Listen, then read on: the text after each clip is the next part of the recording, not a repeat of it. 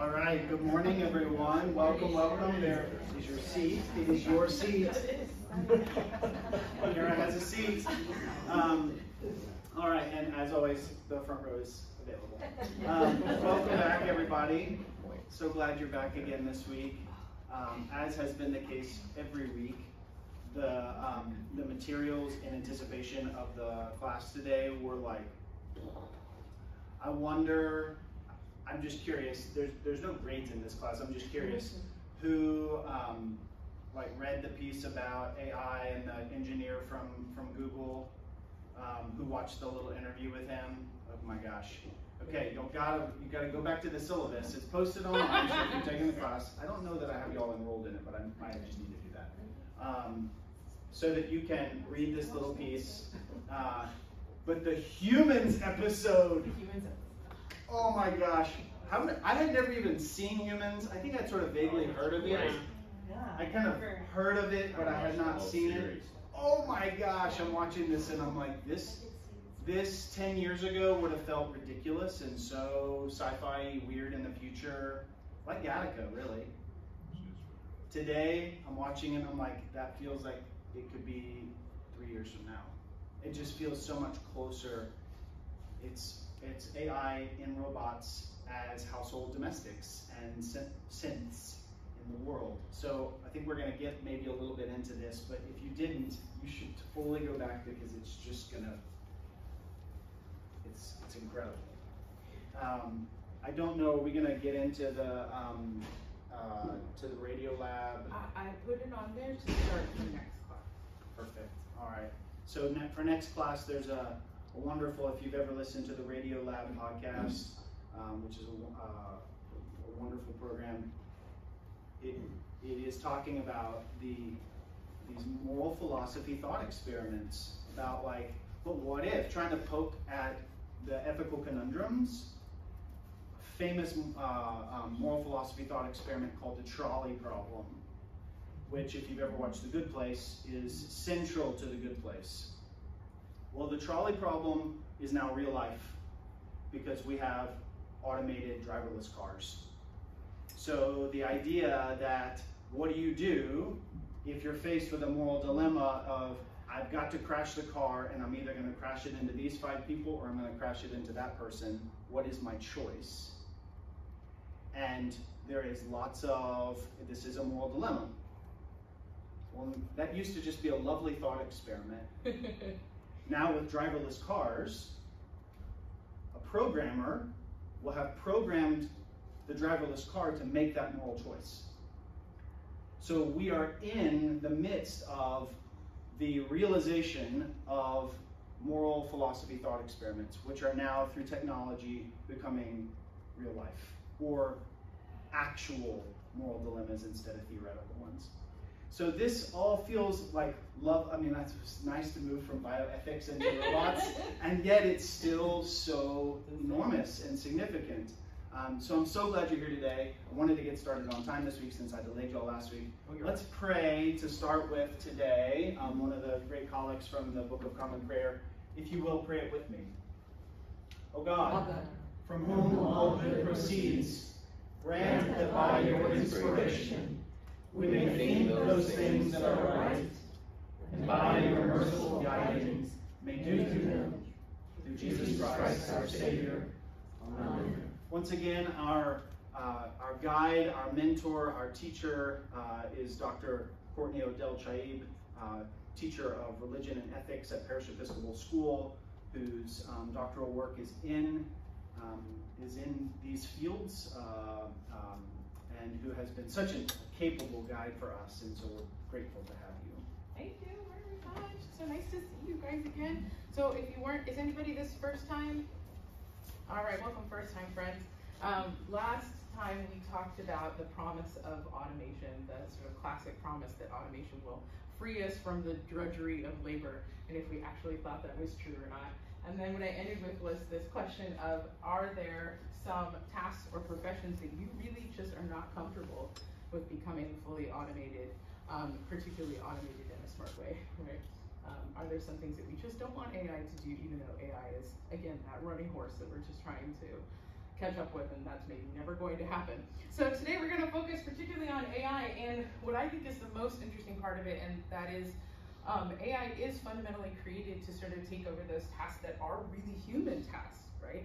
To meet that, like, of course, robots can do labor, but can they do the sort of relational work that we need to do in other places? And that's really the intention of what AI can kind of do for us, right? So we're going to think a little bit more about that today. I got some fun videos for you again.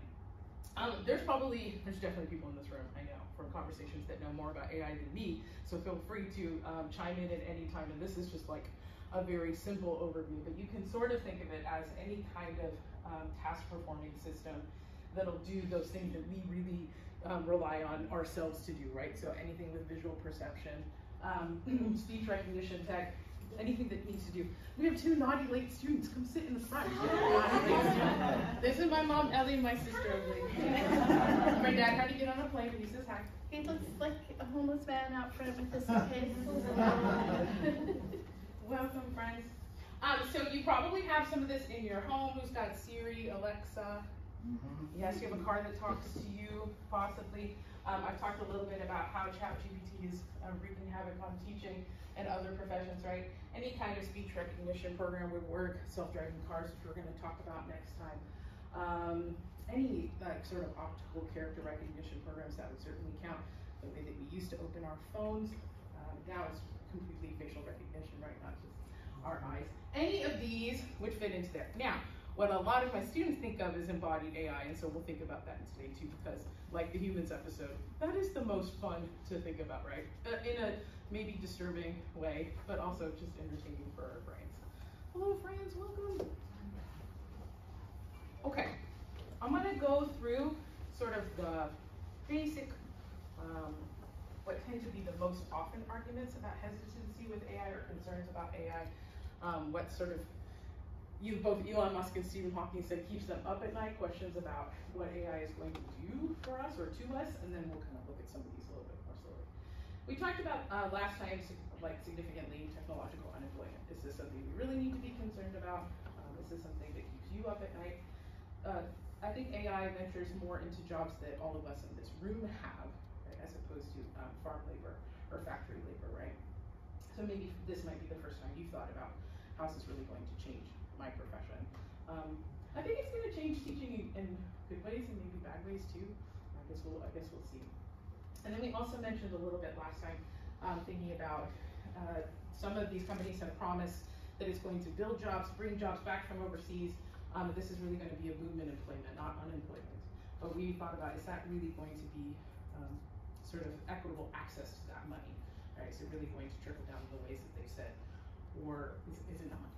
Maybe it's just not. All right, let's move on to what I actually want to talk about today. What I think is really interesting about AI is it's sort of really reshaping a lot of the ways that we see the world, what we consider to be reality, what we consider to be truth, things that we believe or don't believe. So I want to think about that a little bit more today. For example, how much has AI really reshaped our relationships with one another, particularly when they're digital relationships, the ways that we connect with each other online. Okay, so I've got a little video for you. Thinking about the manipulation of images.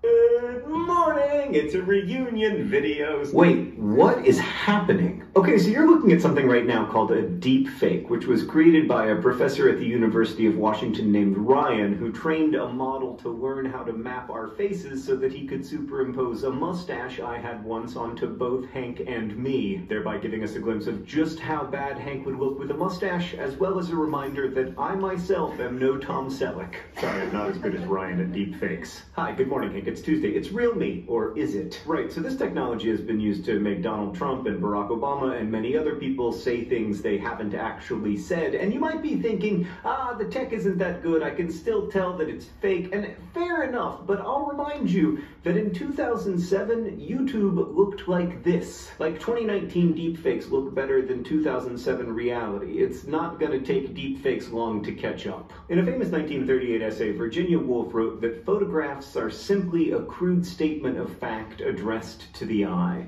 to which Susan Sontag would reply decades later, the truth is, photographs are not simply anything. Photography's crude statements of facts have long contained fictions, like way back in the US Civil War, Matthew Brady's celebrated battlefield photographs were often staged, with corpses moved this way or that to make them more photogenic. This widely distributed World War I photo, totally fake. That's not even a person, it's a figurine. The London milkman on his delivery route during the Blitz in World War II was not a milkman, he was the photographer's assistant wearing a costume. And the deepfakes of the past have long been spreading disinformation and even changing history, like Mussolini didn't want you to know he needed a horse trainer to look like Napoleon. Joseph Stalin frequently ordered erstwhile allies airbrushed out of photos when they became enemies, like here's Stalin with his head of the secret police, Nikolai Yezhov, and here's the picture after Stalin had Yezhov executed. Hitler did it to Goebbels, Lenin did it to Trotsky, and the same thing happened all the time in China, most famously in this picture from Mao's funeral,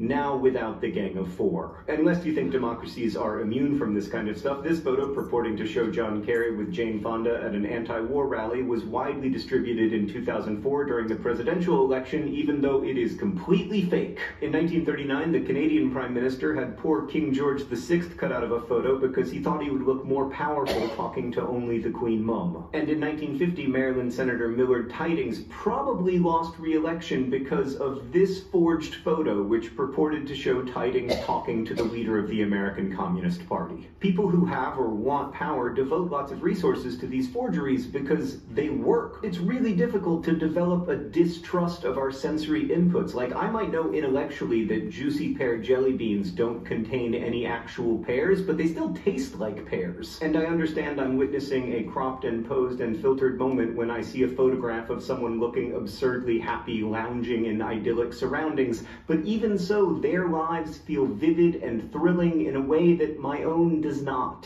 On some level, Stalin's images worked even if people knew they were cropped, because we trust our eyes. Back in 1977, Susan Sontag wrote, "Reality has come to seem more and more like what we are shown by cameras. It is common now for people to insist upon their experience of a violent event in which they were caught up, a plane crash, a shootout, a terrorist bombing, that it seemed like a movie. This is said, other descriptions seeming insufficient, in order to explain how real it was." I don't think humans will ever transcend their senses enough to decouple the visible from the real, but we better learn how to live in a world where we truly cannot believe our eyes. Hank, I'll see you on Friday.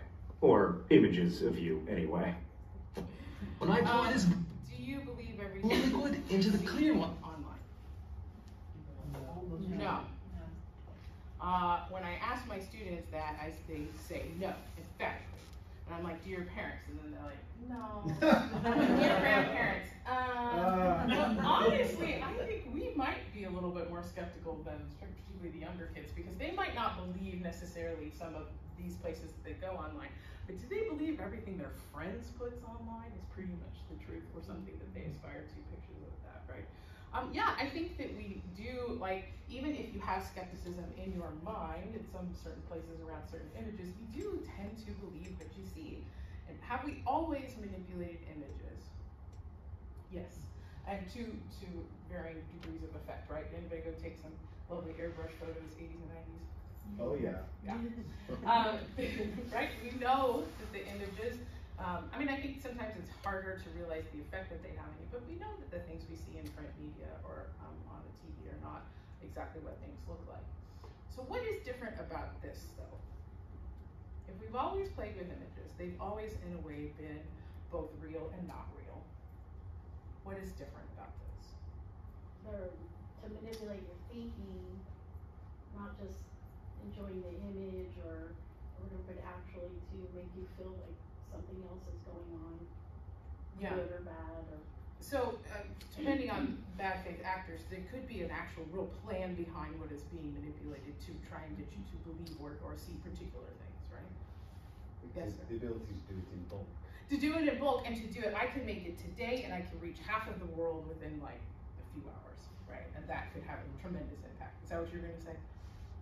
No, we see so much media and such a high volume of imagery that we may assume we can trust some things. Yes, and you might not see one image you see online, but depending on like we all have a cultivated list of people that we see, or a cultivated news site, right? Or what my phone decides to send me.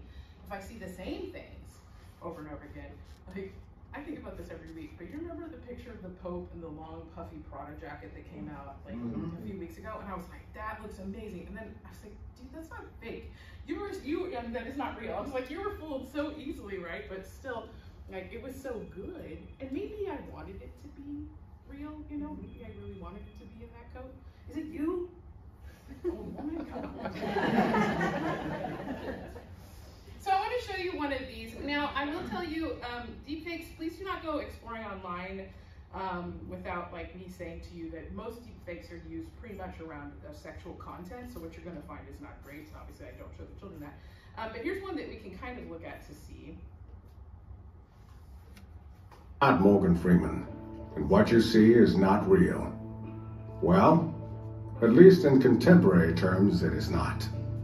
What if I were to tell you that I'm not even a human being? Would you believe me? What is your perception of reality? Is it the ability to capture, process, and make sense of the information our senses receive? If you can see, hear, taste, or smell something, does that make it real? Or is it simply the ability to feel? I would like to welcome you to the era of synthetic reality. Now, what do you see?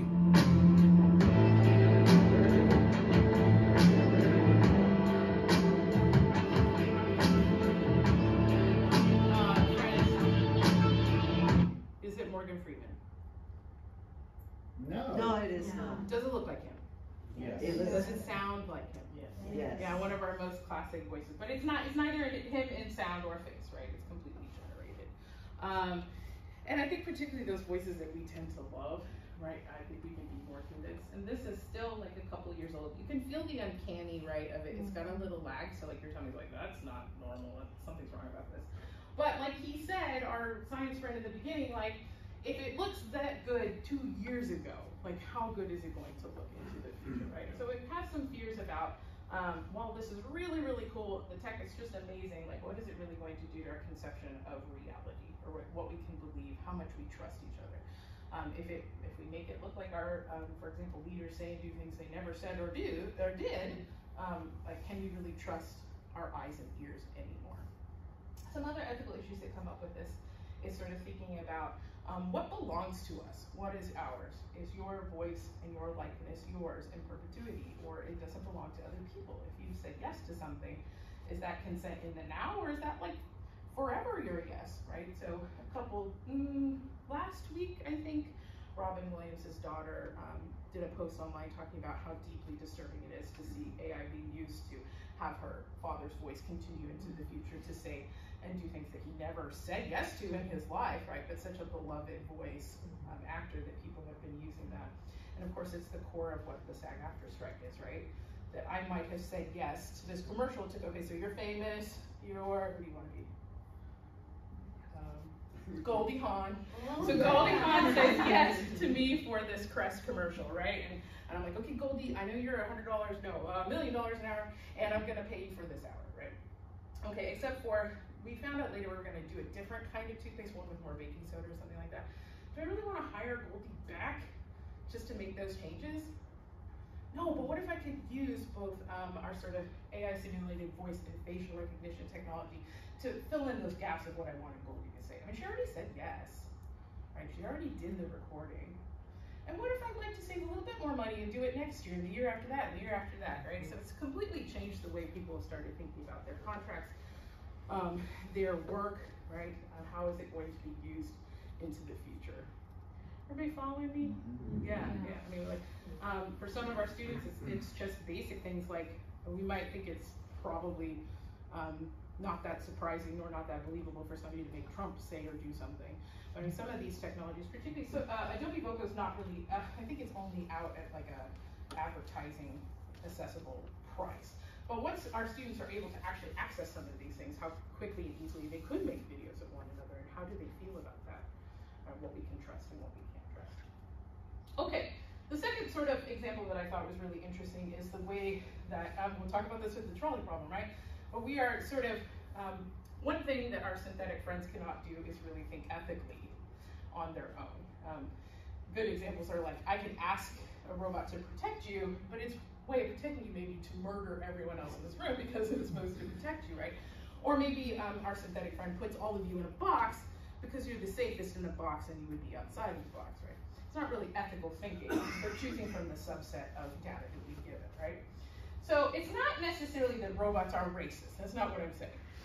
What I am saying, though, is that we only have a collective, like a handful of people that are really contributing to how these programs are how these systems are created, right?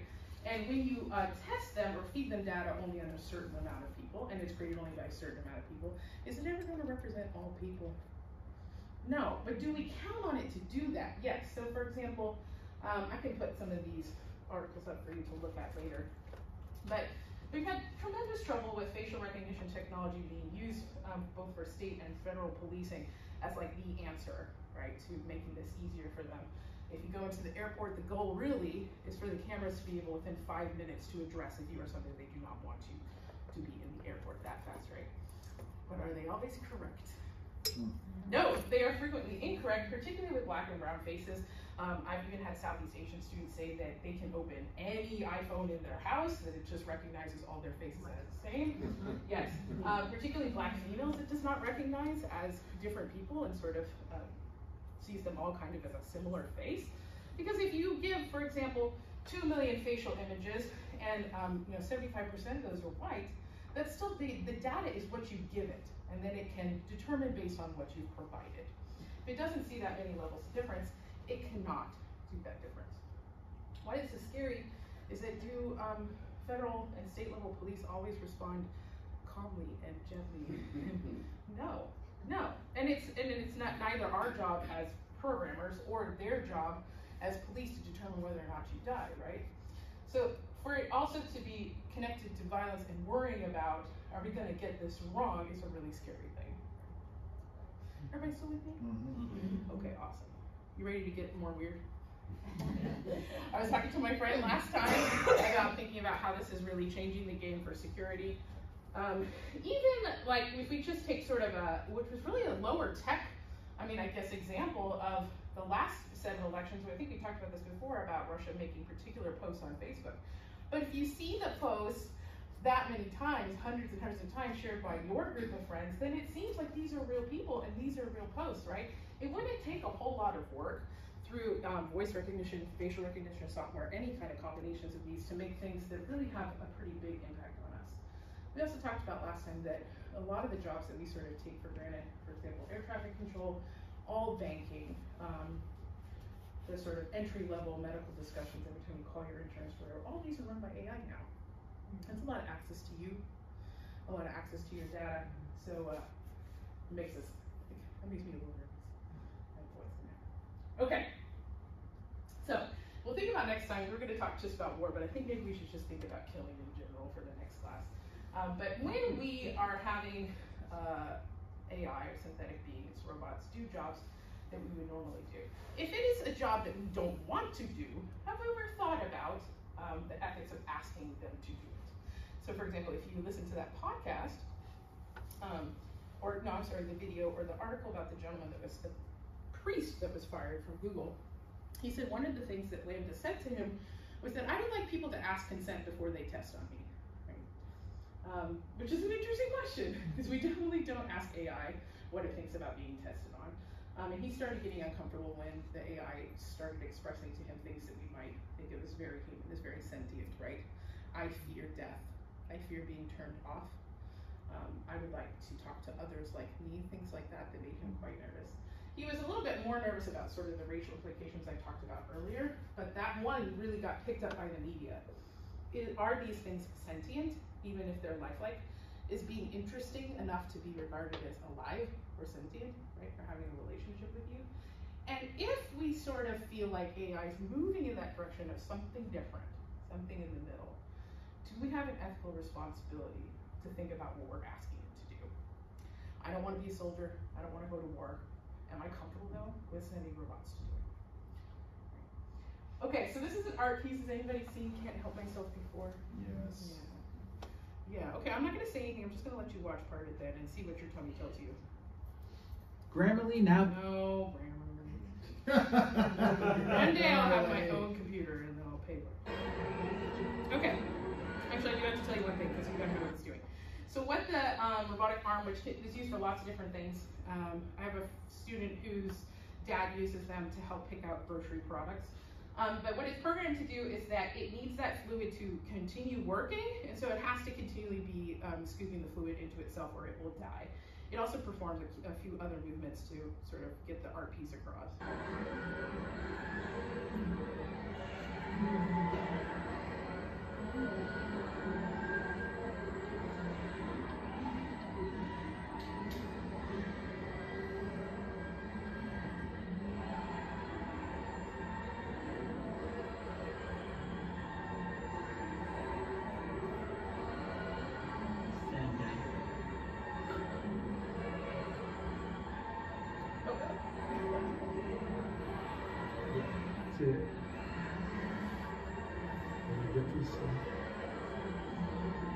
I think it helps that it makes it blood color.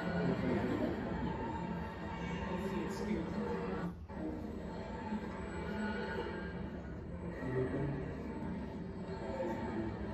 Anybody feeling brave?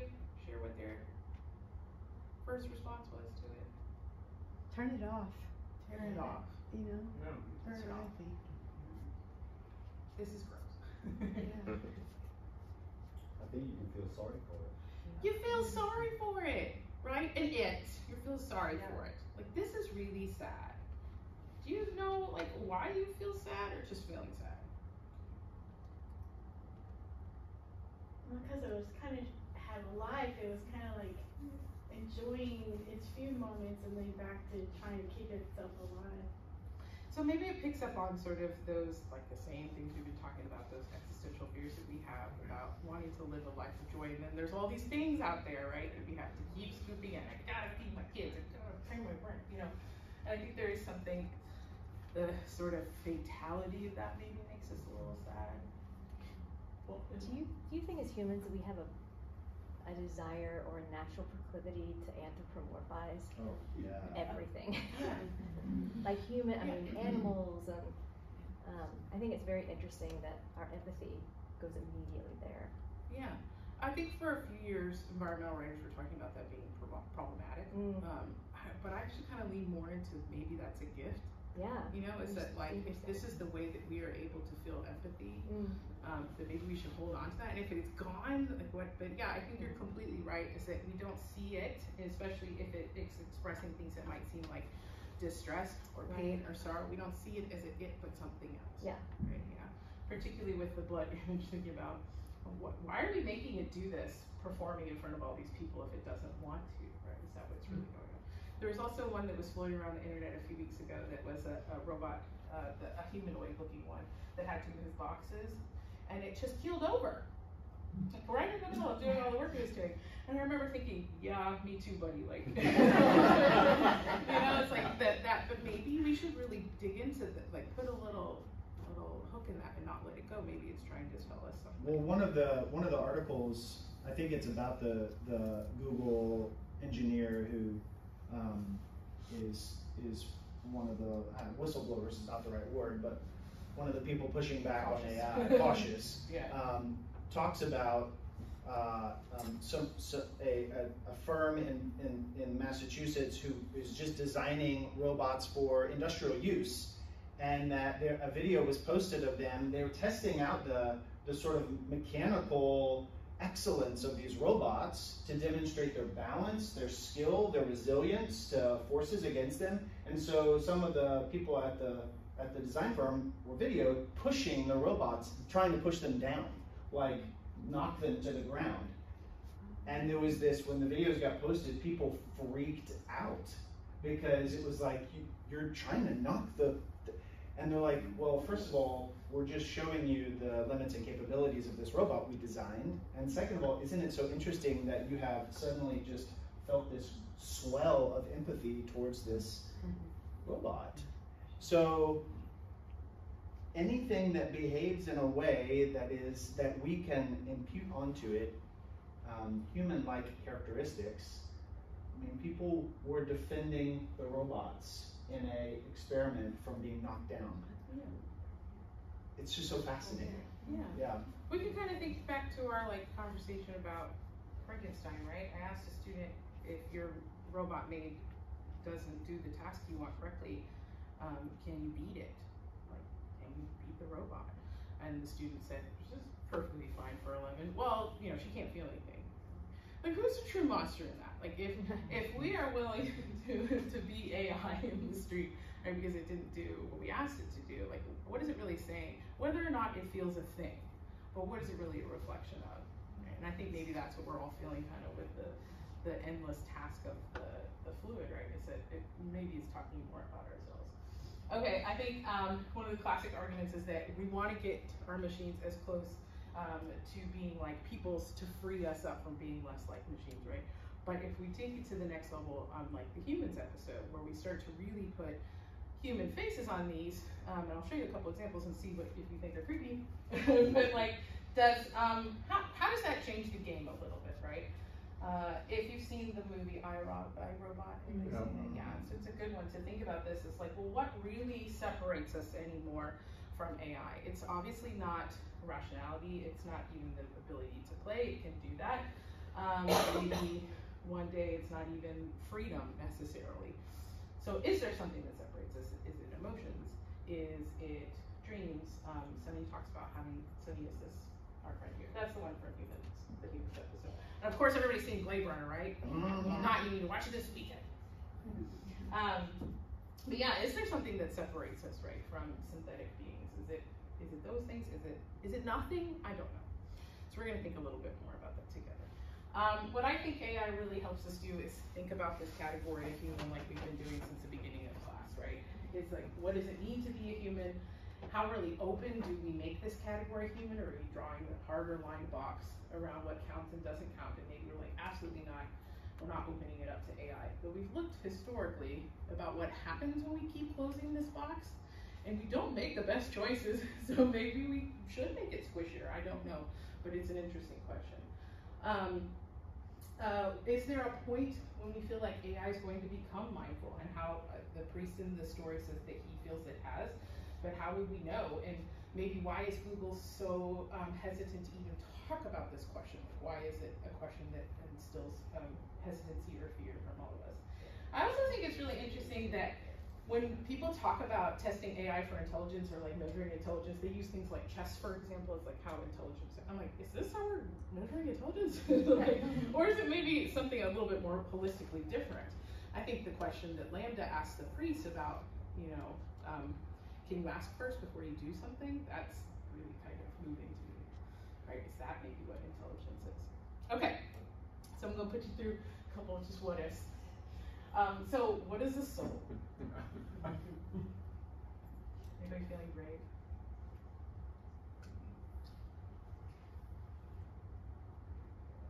Something you're born with? Something that comes later? For our Jewish friends, maybe a few days later? Maybe it's what makes you, actually you. Maybe it belongs to you, maybe it belongs to the divine and then comes to you for a while, maybe returns. Right? Our souls, what make us human. Is that what we're really talking about? Is something different? Can robots have souls? One of my students said, well, maybe it's a synthetic soul. And I was like, okay, that's cool. But if you are my age, you probably remember when they killed off Optimus Prime in Transformers and devastated all children in the 1980s. Optimus Prime it's an alien form, but it is a robot, right? Or if you've seen Iron Giant and how deeply moving Iron Giant can be. Clearly we are feeling that robotics can have something in them that's a little different from a stick or a hammer. Or maybe you also believe it has some power to it. So is the definition of the soul in the Christian theology, like in the Christian theology, could it extend? Definition of the I know people soul? have very strong thoughts about whether or not animals do or not, but I don't really know for robotics. Do you know? There is no definitive answer to this. I assure you. I mean, to lean on antiquity, that question just doesn't exist. So you can't. It's hard to. But a soul in a sort of traditional Christian notion is something that is divinely given or divinely conferred, that is connected to or embodied. So a soul is a spiritual reality given by God that is then embodied in humans or in creatures. So there is something invisible given by God. How could that be manifest in robots? I think it's just like, yeah.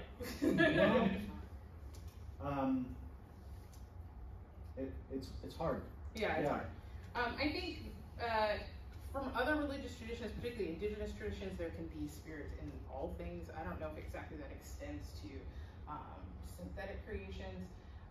The examples that I'm going to show you in a second, particularly from Buddhist traditions, that there can be this spirit or presence in things that are synthetic. So I think there is a little bit more comfort, particularly from a Buddhist perspective, in what I would like to propose to you, and that's this thinking about relational jobs like therapy and chaplaincy or priesthood, about those being synthetic or AI, being taken over by AI. So I want to pause on this because I don't know what the right answer is, but I want to challenge that it is so clearly no, because if let me not say mine. We thought that was a robotic theater in the round. Can we believe what we're saying? If a soul is something that comes to us through natural or organic means, if human beings receive their soul and it is embodied through procreation, I mean, traditional understanding that at some point, whether it is in the very beginnings of the connection of those chromosomes, or it is later in Jewish tradition, much later even after birth, that somewhere along the lines there is an organic process that is connected to, that somehow that soul is then connected to that organic material. What do we do with the idea that we are manipulating that organic material? What do we do when we look at that clip from Gattaca and we have completely manipulated all of those chromosomes and we have decided what goes in and what doesn't? And we know that the embodiment of the soul that they, in traditional Christian theology, is that the soul and the body are conjoined. Well, what if we manipulated all of the chromosomes to determine what the physical incarnate embodiment of that person is? Would you be comfortable saying a created child is soulless? Has the same soul, that God is content to just let us create stuff, and that God will just go around ding, ding, dinging? And if so, if we're content with that, then I would say, then what's the difference for the robot?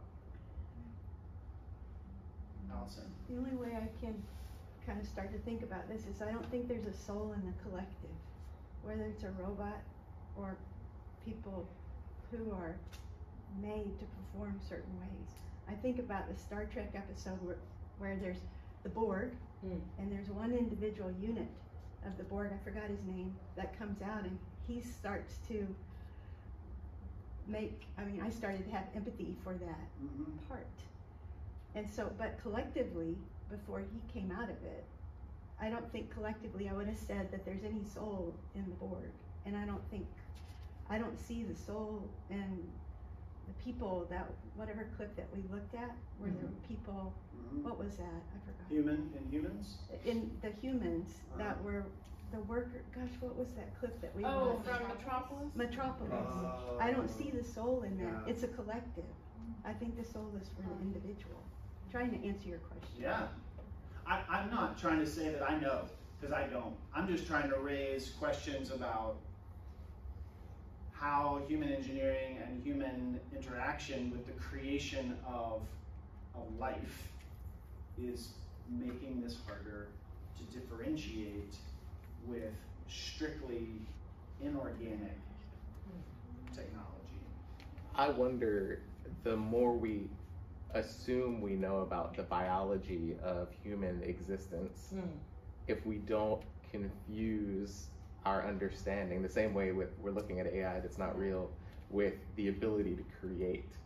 You know, we can intentionally, with all the technology that we're familiar with or that we have at our disposal, we can create things, but are we creating souls? Is a such a great point. Yeah. Yes, please. We're made in the image of God. Yes. And He's the creator. His thoughts have free will. And we're creating things that will have free will. So I think we're imparting some soul into them. Yeah, I mean, I think So, that as opposed to that's been the Dalai Lama's response. We'll have an argument now. Is that if you are creating for goodness, then, well, this is what he said, and it's obviously not your tradition, but he said, if you're creating for goodness, then aren't you also imbuing these things with the spirit of goodness? And that sort of spirit is the same spirit that we have. I don't know if you're into that, but I think it's an interesting perspective that our creations are also a part of the divine in some ways. I guess I kind of disagree, because I think that, you know, God created people, but we are not God.